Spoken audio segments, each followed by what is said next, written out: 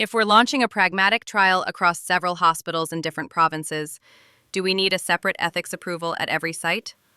Or is there a smarter path? Welcome to a module created by the HDRN Pragmatic Trials Training Program. By the end of this module, you'll know how to choose the lowest friction ethics route when a single board of record can cover multiple sites, when local steps still apply, and how to get your multi-site trial greenlit efficiently. First, let's outline the big picture. Getting a trial started isn't just one approval, it's a series of them. It might involve registering the trial, you and your team completing required training, getting a research ethics approval, getting institutional permissions, and arranging contracts. The good news is you can tackle many of these simultaneously. Think of your trial as an orchestra. Ethics is the strings, contracts the brass, institutional approvals the woodwinds, and training the percussion. Each section vital on its own, but only a symphony when they play together. Your job is to conduct them so they enter on cue and finish in harmony. Let's go over what the trial team needs to take care of before even submitting an ethics application. First off, training. Every investigator and coordinator on the team should have completed their research ethics training. In Canada, that means the TCPS2 certificate, and if it's a clinical trial, they will need to complete GCP, or Good Clinical Practice, training. These are mandatory. They show you know the rules for conducting ethical research. Next, the trial needs to be registered. Most likely, you'll use clinicaltrials.gov to register your study and get an NCT number. Research ethics boards will actually look for that registration.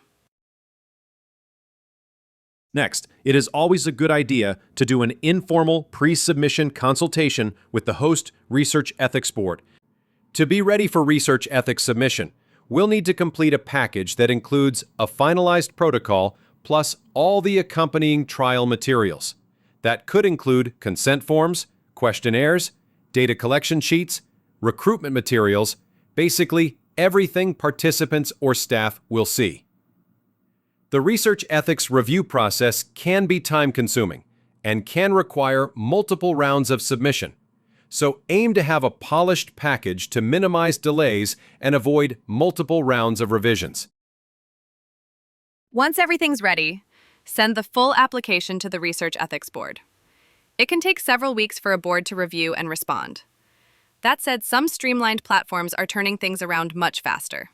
After review, the Research Ethics Office might ask for clarifications, raise questions about aspects of the trial, or request changes. If the comments are substantial or a bit ambiguous, it can help for the principal investigator to meet with the board, or a designated representative, to talk through the feedback. Depending on the outcome of that conversation, the Research Ethics Office may issue a new letter that outlines required revisions and timelines. Treat that as a formal request and prepare a detailed written response. Update adoption with clean and tracked versions, and upload everything for verification. Once the ethics board is satisfied, you'll receive the official approval letter, at least on the ethics side of things. Beyond the ethics approval, the trial team will work simultaneously with their institution to get its approval for hosting the trial. The host institution will check practical things, like whether you have the staff, funding, space, proper clinical trial insurance, and contracts, among many other items. This is usually handled by your hospital's research office or a similar committee. With both running in parallel, your institutional sign-off should come through around the time your ethics is approved. Angela, want to go over contracts and agreements? If your trial has external funding or multiple sites, you'll need a few key agreements. First might be the sponsored trial contract between the funder and your institution. Then each site will also need its own site-level agreement to participate. If institutions are partnering, add collaboration agreements. And when you plan to rely on a single board of record, a REB reliance authorization agreement to document that reliance. For data flows beyond your team, use data linkage agreements for registries or administrative data. And for specimens, material transfer biobank access agreements to define custody, permitted analyses, and return or destruction. These negotiations can take time and often involve different offices. Begin them early, ideally before or while the ethics review is underway, so contracts, ethics, and site startup can land in harmony. Each participating hospital brings its own needs and processes. First, identify site leads. Name a principal investigator at every site so there's clear ownership. Second, identify required resources. Who will coordinate, what training is needed, which systems need to be established, and any pharmacy or lab support. Third, understand local requirements. Some sites require department head approval, research office sign-off, or operational impact reviews before they can participate. Fourth, coordinate the ethics path. If you're using a centralized model with a board of record, sites still complete local acknowledgments and authorizations. If not, they may submit to their local REBs. The key is early communication. Tell each site exactly what's needed and when so they can begin their part while lead approvals are moving. That keeps onboarding in step and prevents last-minute surprises. When you're working with multiple sites, consistency is key. Using one standard agreement template keeps your contracts aligned and legally sound across all participating organizations. Start by developing a template that works for everyone. It should include roles, data responsibilities, and payment terms. Send that draft early to each site's administration or contracts office for review, and expect that their legal teams might suggest modifications. Keep a running tracker of amendments and signature status so you always know which sites are ready to go. The golden rule is that no site should begin recruitment until its agreement is fully signed. This signed contract is your legal safety net. It protects the institution, the investigators, and ultimately, the participants by making sure everyone's responsibilities are clearly defined before the first patient is enrolled.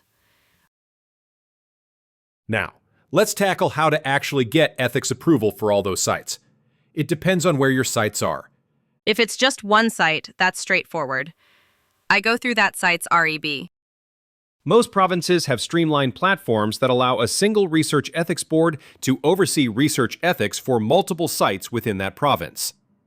Just as an example, if your sites are all in Ontario, you'll likely use Clinical Trials Ontario system for a single provincial ethics review. If your sites span multiple provinces, Canada now has a platform called CanReview for a one-and-done ethics review across the country. CanReview is a pan-Canadian research ethics platform backed by the Accelerating Clinical Trial Consortium. This platform allows researchers to submit one ethics application for multiple sites across different provinces. A central committee of research ethics board members from various regions review the application. If they approve, that single approval can be used by all participating sites nationwide. It's a game changer for multi-province trials because it cuts out duplicate submissions. Back in my day, a trial at 10 sites required 10 separate research ethics approvals, often with each site waiting for another to approve first. I can imagine the delay. One site might be ready while another is still in ethics limbo. Okay, back to regular voice. With CanReview, the application is reviewed once. That means you only address one set of reviewer comments. Once you're approved, all sites can proceed, provided each institution signs on. So it really accelerates the launch of a pan-Canadian trial. And as a bonus, it ensures every site is following the same ethical requirements, because they all come from that one review. It brings consistency. No site is working off a slightly different ethics stipulation. What if a site or a province isn't part of these streamlined systems? In that case, we would fall back on the traditional route, submit to that site's local REB, or a provincial streamline approach if one exists. For example, some provinces have agreements where one REB's decision is accepted across multiple hospitals in that province. But if no such system exists, you'll be managing separate ethics applications for those sites. That sounds like extra work. It is more work, but sometimes it's necessary. The important thing is to keep your trial documents consistent for every submission, so that every REB is approving essentially the same protocol. It keeps things aligned even when you have to go site by site. When going through Can Review isn't an option, most Canadian provinces have their own streamlined ethics platforms or harmonized model that allows a single REB approval for multi-site studies. This table summarizes them. The first column lists each platform or harmonized model. The second column shows the province or territory where it applies, and the third column provides a direct link to the platform. This information is accurate to the best of our knowledge as of November 2025. You can find a link to this full table, with additional details, in the module description below. Okay, we now have the ethics approval letter in hand. Can we start the trial now? Not quite yet. You also need every other approval in place. Think of it like a pre-flight checklist. Ethics approval, institutional approvals, and all required contracts must be fully in place for the respective site before you launch. Only when all those boxes are checked can you actually start enrolling patients at that site. And once we do start, we still have to keep the REB in the loop. If we want to change anything in the study protocol or materials, we must file an amendment and wait for approval before making that change. And for longer studies, we'll need to submit annual reports to the REB to renew the approval. Basically, you stay in communication with the ethics board throughout the trial. Let's go over some tips to avoid delays in this whole process. One key tip is to know the schedules. Many REBs meet on specific dates, for example, once a month. Some boards might have no meetings over the summer or around certain holidays. So if we miss a deadline, our application might sit for weeks longer than necessary. Also, we need to keep on top of those signatures and approvals. For instance, if we invite people to sign off on an online platform, it sends them one email but won't keep reminding them. A gentle nudge from the lead or site investigator can prevent a holdup. Bottom line is that a well-managed timeline, checklists of tasks, and friendly follow-ups will keep the approvals process on track and get our trial ready to go on time. In this module, we walked through a general overview of the Research Ethics Board application submission process.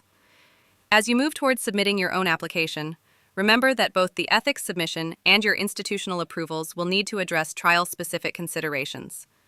How the study is designed, implemented, and overseen locally, as well as how it operates as a unified whole. Pragmatic trials can present unique ethical challenges because they're embedded in routine care, sometimes blurring the line between research and clinical practice. To help you think through these issues, the QR codes on this slide link to two related modules. One explores the ethical and regulatory complexities of pragmatic trials, and the other focuses on consent considerations, including waivers and cluster-level participation. Together, they provide deeper insight into how to prepare a robust and ethically sound application. If you need help, there are lots of resources. Most provincial platforms have user guides and webinars that guide users through their system. For Can Review, their website posts how-to information, since it's a newer platform. Your own institutional REB office is an excellent source of guidance.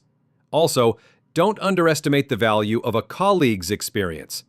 If you know someone who's been part of a multi-site trial, a quick chat with them can surface tips and lessons learned you won't find in a handbook. So, you are not alone. There's plenty of support out there. So, I guess the answer to my initial question is that we don't need separate ethics approvals for every site anymore. With provincial harmonized models and national platforms like Can Review, a single ethics application can often cover multiple sites, sometimes even across provinces. It's a huge step forward in reducing duplication and speeding up trial startup. And while not every region is fully connected yet, the trend is clear. Canada is moving toward a future where one coordinated review can support all participating sites.